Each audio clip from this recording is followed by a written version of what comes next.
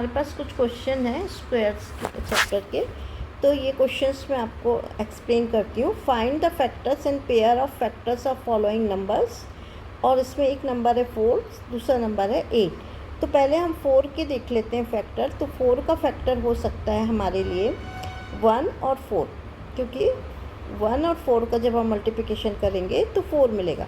आप ये भी कह सकते हैं कि 1 हर एवरी नंबर का, मतलब हर नंबर का फैक्टर्स हो सकता है। अब हम इसके अलावा भी 4 के फैक्टर्स और क्या हो सकते हैं? हाँ, हो सकते हैं। वो हो सकता है 2 and 2, 2 2 जा 4। इसी तरह अब हम 8 का चेक करते हैं। तो 8 के चेक करने के लिए भी मैंने जैसे बताया कि 1 और 8, क्योंकि 1 सभी का हो सकता है, और इसके अलावा हो सकता है ये 4 और 2, ये आपको पेयर में मिल गए। नेक्स्ट क्वेश्चन है find the perfect squares between 20 and 30 and 70 and 80। तो सबसे पहले हम 20 and 30 के बीच के नंबर देख लेते हैं। तो 20 and 30 के लिए जब हम नंबर देख रहे हैं तो 20 और 30 के बीच में 4 4 जा 16 आता है और 5 5 जा 25। इसके बाद हम जब फर्दर चेक करते हैं 6 6 जा 36, तो वो लार्जर देन 30 हो जाता है। इसलिए 20 और 30 के बीच में दो ही हमको परफेक्ट स्क्वायर मिलते हैं, 16 and 25। अब 70 और 80 के बीच यदि हम देखते हैं तो 8 8 जा 64 हमको एक ही नंबर मिलेगा, क्योंकि 9 9 जा 81 लार्जर देन 80। ओके, अभी और अगर हम इससे नीचे जाते हैं तो 7 7 जा 49 स्मॉलर देन 70 हो जाता है।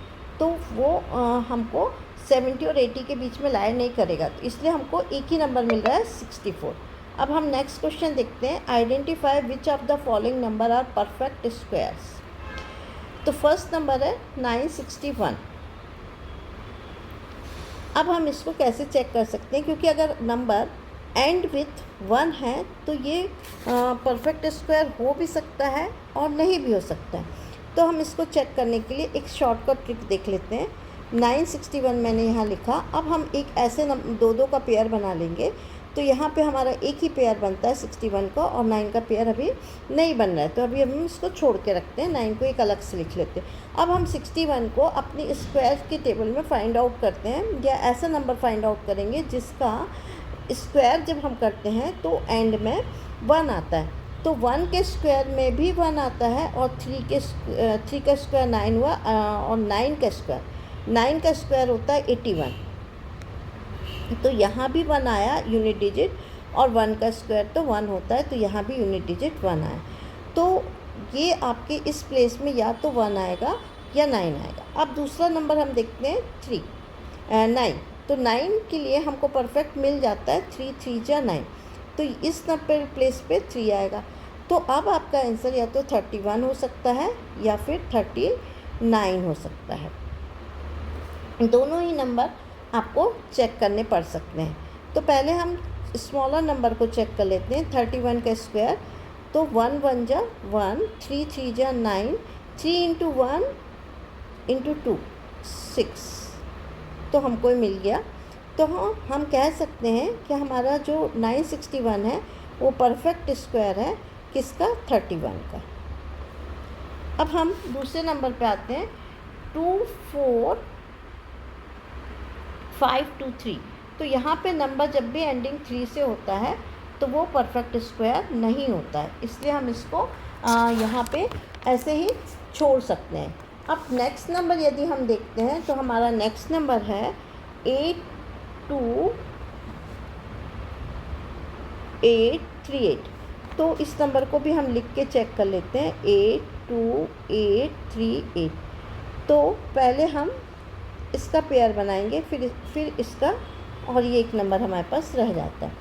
अब इसमें भी यदि हम देखें तो वैसे अगर कोई नंबर 8 से एंड हो रहा है तो ऐसा हमारे पास कोई भी नंबर नहीं है जिसका हम स्क्वायर करते हैं तो उसके यूनिट डिजिट में 8 आता है। तो इसलिए हम कह सकते हैं कि यदि कोई नंबर 8 नंबर से एंड हो रहा है तो वो परफेक्ट स्क्वायर्स नहीं होगा।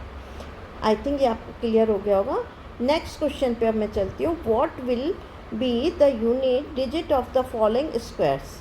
तो 3 के लिए हम देख लेते हैं, तो 3 3 जा 9 होगा, 9 के लिए हम 9 9 जा 81 होगा, तो इसका यूनिट डिजिट 1 होगा। 5 5 जा 25 होता है, तो इसका यूनिट डिजिट 5 ही होगा।